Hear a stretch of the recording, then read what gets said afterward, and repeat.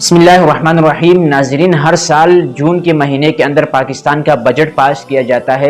اسی روایت کو برقرار رکھتے ہوئے اس سال بھی 9 جون 2023 کو پاکستان کا ایک سالہ بجٹ یعنی جون 2024 کے تک کے لیے بجٹ پیش کیا گیا، لیکن اس کے اندر 3 پوائنٹ ایسے ہیں جو میں ضروری سمجھتا ہوں کہ اس پر بات کی جائے۔ ان میں سے سب سے پہلا پوائنٹ کہ ہمارے نیشنل اسمبلی کے ممبران وہ ہر سال وہ نیشنل اسمبلی کے فلور پر کھڑے ہو کر وہ اللہ اور اس کے رسول کے ساتھ اعلان جنگ کی تجدید کرتے ہیں اور اس بات کا اعادہ کرتے ہیں کہ ہم نے اللہ اور اس کے رسول کے ساتھ اعلان جنگ کرنا ہے۔ وہی اس سال بھی ہوا کہ ہمارے وزیر اعظم صاحب وہ بڑے ڈٹائی کے ساتھ کھڑے ہو کر اسمبلی کے فلور پر کہتے ہیں کہ ہم نے IMF کے تمام شرائط من و عن قبول کر لیے، ہم نے سود کے لیے اللہ اس کے رسول کے ساتھ جنگ کے لیے ہم نے سارے کے سارے شرائط کو من و عن قبول کر لیا، مشکل شرائط کو قبول کر لیا۔ افسوس کے ساتھ کہنا پڑتا ہے کہ کاش یہ جملہ ایسا ہوتا کہ بھئی ہم نے اللہ اور اس کے رسول کے احکامات کو نافذ کرنے کے لیے، ان کی نظام معیشت کو نافذ کرنے کے لیے، ان کے نظام قضاء کو نافذ کرنے کے لیے مغربی ممالک کو ناراض کیا، ہم نے کڑی شرائط کا مقابلہ کیا، لیکن ہم نے اللہ اور اس کے رسول کے احکامات کے لاج رکھی۔ خدا کی قسم ہمارے سارے کے سارے مشکلات اللہ تبارک و تعالیٰ ایک آن کے اندر دور کر سکتے ہیں۔ کہیں ہمارے پیٹرول کا چشمہ نکل آئے گا یا کوئی سونے کا یا کوئی کسی اور چیز کا دھات نکل آئے گا جس سے ہمارے سارے کے سارے مسائل حل ہو جائیں گے، لیکن اس کے لیے ہم نے اللہ اور اس کے رسول کے احکامات کو اپنے ملک کے اندر نافذ کروانا ہوگا۔ اللہ تبارک و تعالیٰ قرآن پاک میں فرماتے ہیں یا ایھا الذین آمنوا اتقوا اللہ وذروا ما بقی من الربا ان کنتم مؤمنین فإن لم تفعلوا فأذنوا بحرب من اللہ ورسولہ۔ اے ایمان والو، اللہ سے ڈرو اور جو تمہارا حصہ کسی پر سود کا باقی رہ گیا ہے اس کو چھوڑ دو، اگر تم حقیقی طور پر مومن ہو، تم حقیقی طور پر مسلمان ہو۔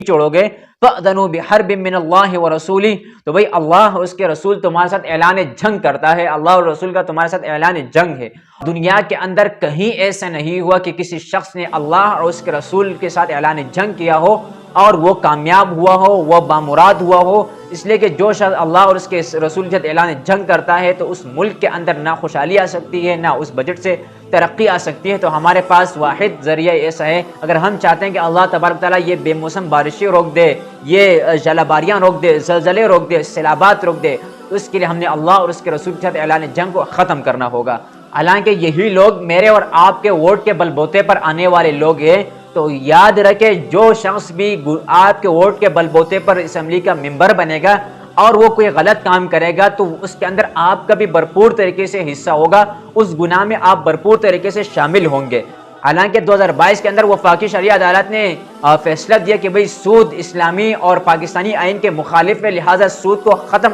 کر دیا جائے، تو اس کے لیے سیمینار منعقد کیے گئے کراچی کے اندر، اور ہمارے وفاقی وزیر خزانہ اسحاق ڈار صاحب نے کہا تھا کہ ہم سود کو ختم کریں گے۔ اس کے اندر ایک کمیٹی تشکیل دی گئی، کہاں ہے اس کمیٹی کے سفارشات؟ حالانکہ اسمبلی کے اندر علماء کرام بھی بیٹھے ہیں، وہ بھی اس بجٹ کو پاس کرتے ہوئے تاڑیاں بجا رہے ہیں۔ ان کے لیے بھی یہ ایک پیغام ہے کہ بھئی آپ نے ووٹ اس بنیاد پر لیا کہ ہم جا کر ہر اسلام مخالف بل کے مخالفت کریں گے، تو بھئی آپ سے بھی گزارش ہے کہ آپ بھی آواز اٹھائیں، اور خصوصاً مولانا فضل الرحمان صاحب جن کی حکومت میں ایک بڑا اثر و رسوخ ہے، تو آپ سے بھی ہماری درخواست ہے کہ آپ بھی آواز اٹھائیں۔ دوسرا پوائنٹ یہ ہے کہ بھئی اس کے اندر مختلف چیزوں پر ٹیکس کی چھوٹ دی گئی ہے۔ وہ ظاہری بات ہے، ملک کی ترقی کے لیے ہونا چاہیے کہ آپ کچھ چیزوں پر ٹیکس چھوٹ دے دیں، لیکن ان میں سے ایک چھوٹ آپ کو مدارس مساجد کے بلوں میں بھی دینا چاہیے تھا کہ ہمارے جو مساجد اور مدارس کے بل ہے اور اس جہاں پر اللہ اس کے رسول کے تعلیمات کی بات کی جاتی ہے، وہ جگہ بھی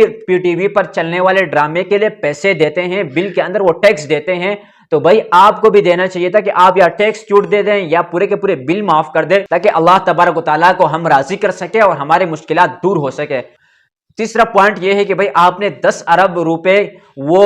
لیپ ٹاپ اسکیم کے لیے مختص کیے، جس کے اندر یونیورسٹیز کے طلباء کے لیپ ٹاپ دیے جائیں گے۔ تو بھائی جس طریقے سے یونیورسٹیز اور کالجز کے طلباء کا اس ملک پر حق ہے، ایسے مدارس کے طلباء کا بھی اس ملک پر حق ہے۔ جیسے ان کو ریاست کو وہ ٹیکس دیتے ہیں، ایسے بھی یہ مدارس والے بھی حکومت کو ٹیکس دیتے ہیں۔ جیسے حکومت پر فرض بنتا ہے کہ بھئی ان کے لیے اسکالرشپ مہیا کرے، ان کے لیے آگے بڑھنے کے مواقع فراہم کرے، ایسے بھی اس حکومت پر لازم ہے کہ وہ ان مدارس کے لیے بھی ایسے مواقع فراہم کرے۔ تو آپ نے جہاں پر کالج اور یونیورسٹی کے لیے آپ نے لیپ ٹاپ اسکیم اسکیم رکھا، وہیں پر کچھ چند جو بڑے مدارس کے ان کے لیے بھی آپ کو اسکیم رکھنا چاہیے تھا.